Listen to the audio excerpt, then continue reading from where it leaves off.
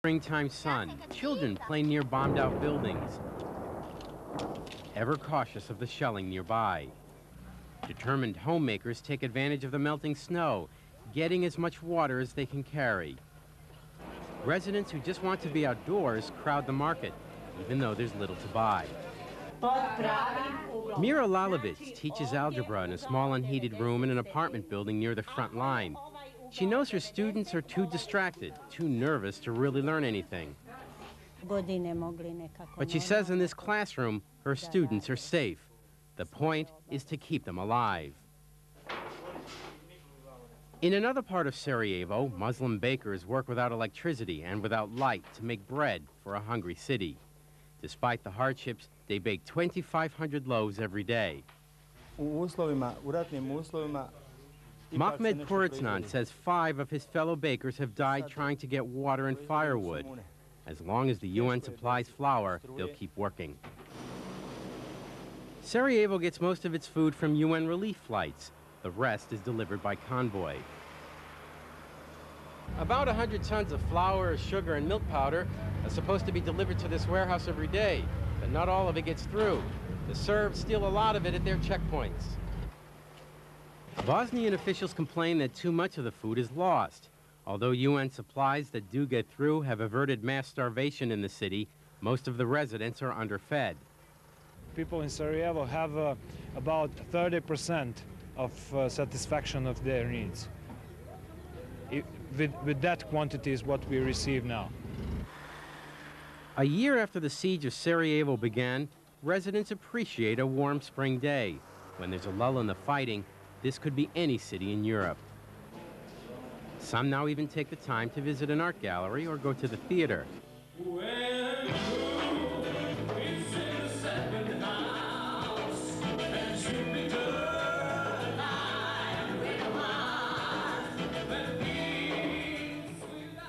The only play in town is the Bosnian version of the 60s musical Hair.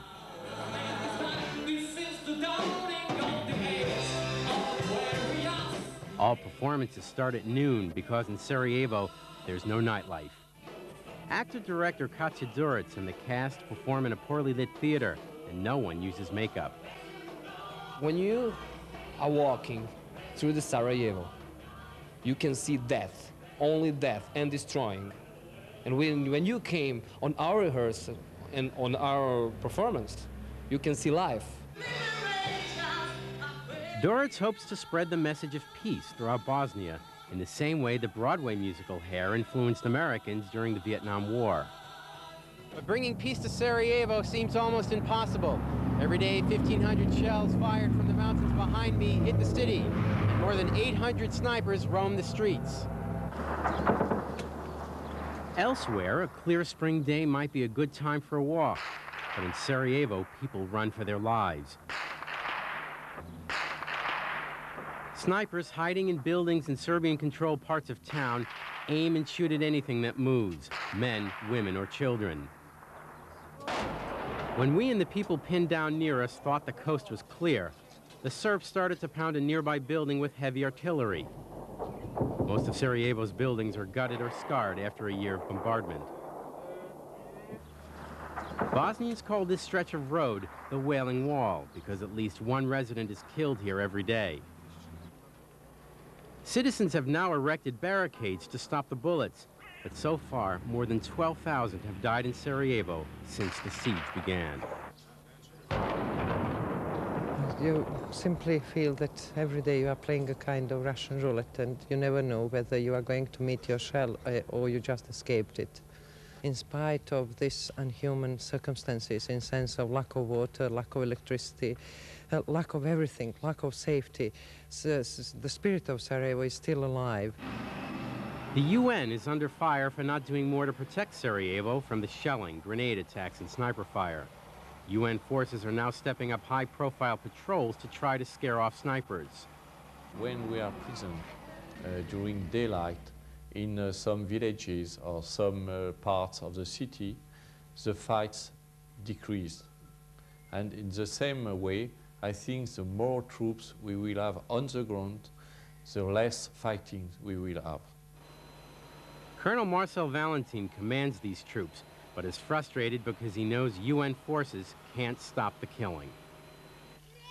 Whatever happens, the people of Sarajevo have already proven to themselves and to the world that after a year without adequate food, water, and electricity, and a year of sniper fire and artillery shells, they have not been beaten. That someone like Katja Duric continues to act, someone like Mehmet Poritsan continues to bake, and someone like Mira Lalovic continues to teach.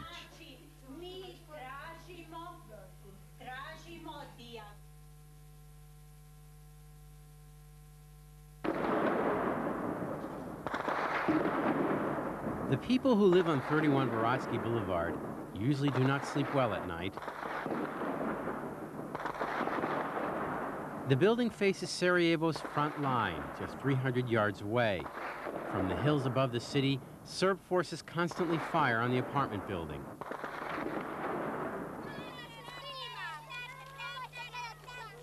During the day, 10-year-old Isabel Smeladic and her friends play on the other side.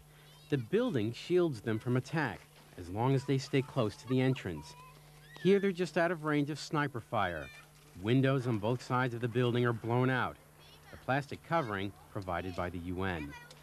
What happens when the people start shooting? What do you do? Running at the house.